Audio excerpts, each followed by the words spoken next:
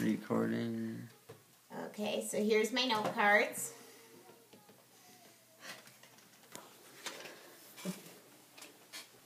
We're all still here.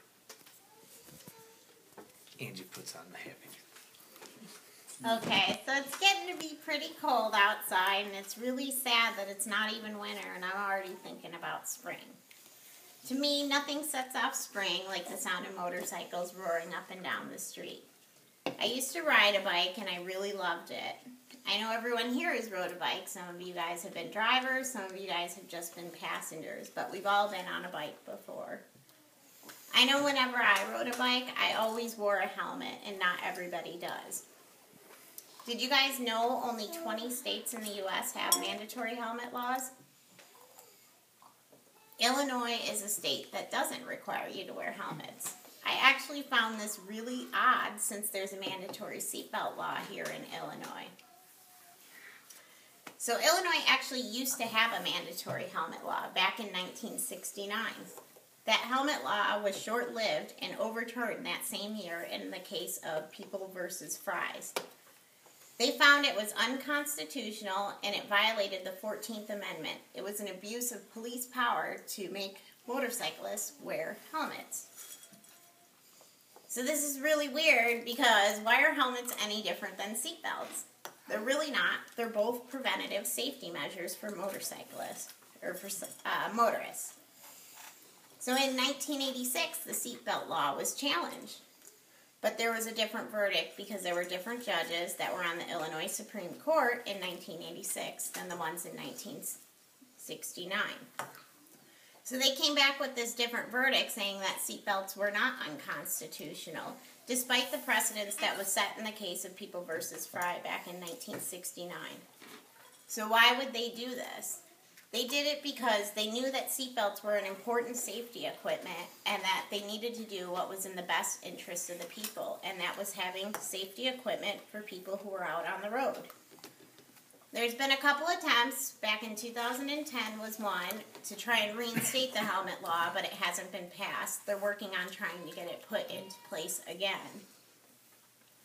So I know everyone here wears a seatbelt when they're in the car. We buckle up our small kids when they're in the car. Do we do this because it's the law? No, we do it because it's safe. We do not want our children in the back of the car getting thrown from the vehicle when we get into an accident. Helmets should be held to that same standard. I've heard several arguments against helmets that I actually think are quite silly, but they're arguments that people have for the reasons why it shouldn't be mandatory. First is, it's uncomfy to wear a helmet. They're hot, they're heavy. Well, I can't think of anything more comfortable than my head slamming on the pavement. That, to me, is uncomfortable. Not wearing a helmet, not so bad when you think of the alternative.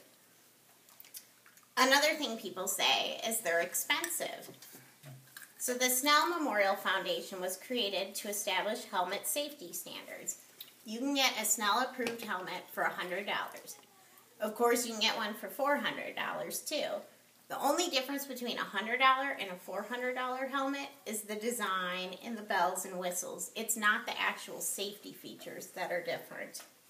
So if you're willing to spend $25,000 on your brand new Harley, a $100 purchase for a helmet is a drop in the hat.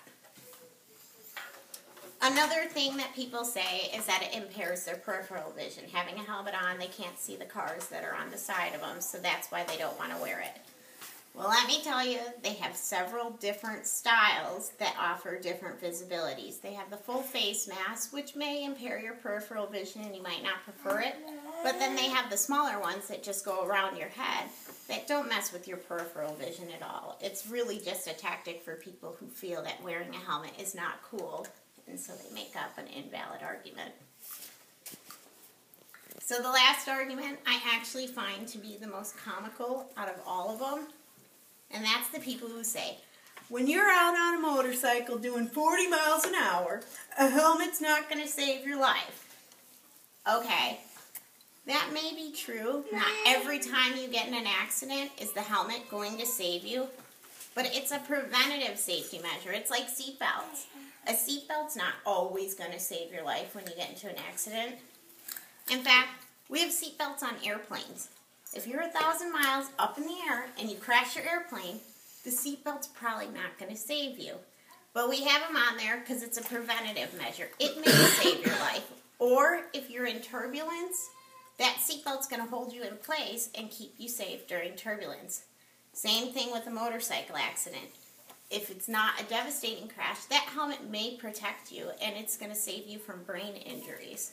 So again, it's a preventative measure. It's not a guarantee, but any of the safety equipment that we have in cars and airplanes are also not guarantees.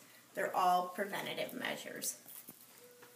So I think it's important that we look at some statistics and facts, because you can go back and forth and argue with the he said, she said, they're not, I can't see, this and that. So statistics are something you cannot argue with.